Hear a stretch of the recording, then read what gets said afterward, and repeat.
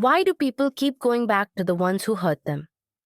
This can happen in any relationship, friends, family, even work, but it's most visible in romantic ones. No matter what they do, no matter how much they hurt you, you go back. Again and again, your friends can see it. They look at you and say, "Can't you see what they're doing to you? You deserve better." And deep down, you know it too. But something about them keeps pulling you back. Like a magnet you can't resist, like quicksand. You try to get out, but the more you try, the deeper you sink. Why? Because of emotional traps, invisible threads that tie you to someone despite the pain. These traps live deep within your nervous system, your past, your unmet needs, and most people don't even realize they're caught in them. Here are the four emotional traps that keep people stuck in painful cycles. Trap 1. The familiar pain. There's something called survival memory. It's the memory your nervous system forms from past emotional experiences. But unlike normal memories, this one doesn't store facts. It stores patterns. Let's say you grew up in a home where love wasn't steady. Some days your parent was warm and caring.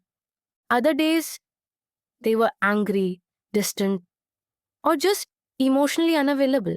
So, love never felt simple. It felt like something you had to earn, wait for, or walk on eggshells around. Without even realizing it, your brain learned this is love. It connected love with anxiety, silence, inconsistency. So now, as an adult, when someone treats you the same way, hot one day, cold the next, your brain should say, "This isn't safe, let's walk away." But instead, it says, "This feels familiar, this must be love." Because to your brain, the familiar pain feels safer than something new. It knows how to survive that pain, that pattern, that push and pull. That's survival memory. It doesn't choose what's healthy, it chooses what's familiar, and that is how the first trap forms. But here's the truth: familiarity is not love, familiarity is a trap. Trap 2: the unfinished chapter. Sometimes you're not going back because you still love them. You're going back because something inside you feels unfinished. They left suddenly. No closure, no explanation, just silence, confusion, pain. And so your brain thinks, maybe if I go back one more time, this time they'll explain. This time it'll all make sense.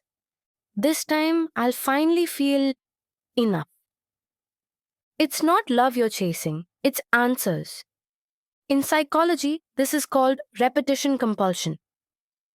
When you've been hurt before, your brain tries to replay that story over and over, hoping for a different ending.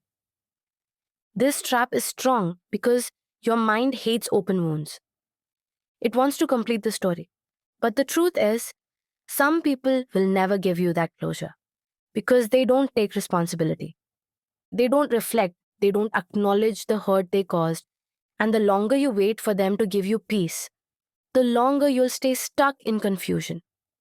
If this is you, understand this. You're not healing by going back.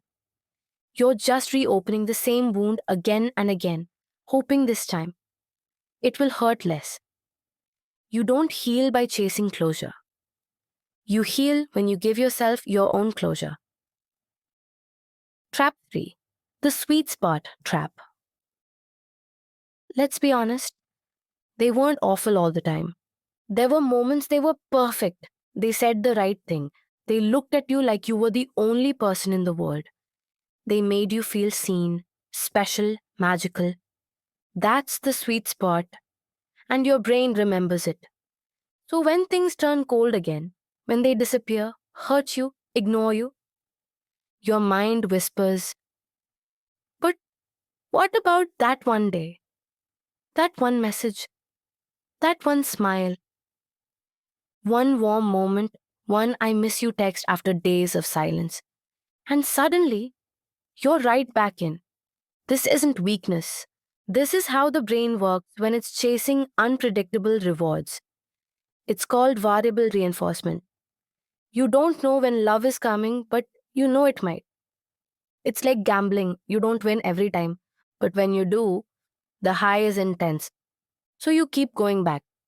Not for love, but for the next hit. And that unpredictability becomes addictive. You're not just loving them anymore. You're craving them. That craving, that's the trap. Because now, you're not waiting for real love. You're just chasing your next high. Trap 4. The missing feeling.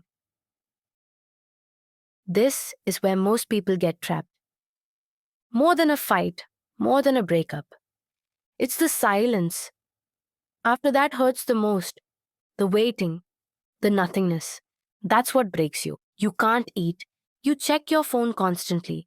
You feel like something inside you is missing. That's not just sadness. That's withdrawal. Your brain had gotten used to the emotional highs they gave you. A message, a touch, their attention, their energy. Even when it came with pain, it still gave your system something. And when they disappear, the chemicals that made you feel connected, dopamine, oxytocin, suddenly crash. Your body goes into panic, and your brain starts screaming, "Bring them back. I can't feel okay without them. I can't live without them." But look closer. You're not missing them. You're missing the feeling, the safety, the validation, the chemical hit of connection. That's the trap. And it's one of the most dangerous because it doesn't feel like a choice. It feels like survival. You're not just going back to them, you're going back to the feeling they used to give you. And the longer you stay in this loop, the harder it becomes to tell the difference between pain and love, between craving and connection. Maybe you saw yourself in one of these traps, maybe in more than one. Sometimes you're trapped in all four.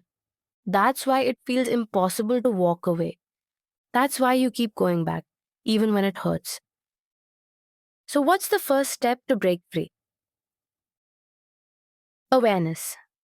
Just pause and ask, which trap is pulling me right now? That one question can change everything because the moment you become aware, your brain starts working with you, not against you. Your logical side kicks in, your emotional eyes open, and in that moment, you can stop a massive spiral before it even begins. But if you're thinking, even with awareness, I still can't stop, please know this. It's not weakness, it's conditioning. These patterns live deep in your nervous system. And when that's the case, it's not about more willpower. It's about healing the root. So if you're stuck, be kind to yourself. You're not broken, you're not foolish, you're not weak. You're just human, navigating the weight of old wounds, emotional memories, and invisible battles most people will never see. But every time you choose awareness, every time you pause instead of reacting, every time you ask that one question, you're healing. Not all at once, not overnight, but slowly, gently, deeply. You're not here to chase pain. You're here to remember your worth and walk toward the kind of love that doesn't hurt to hold.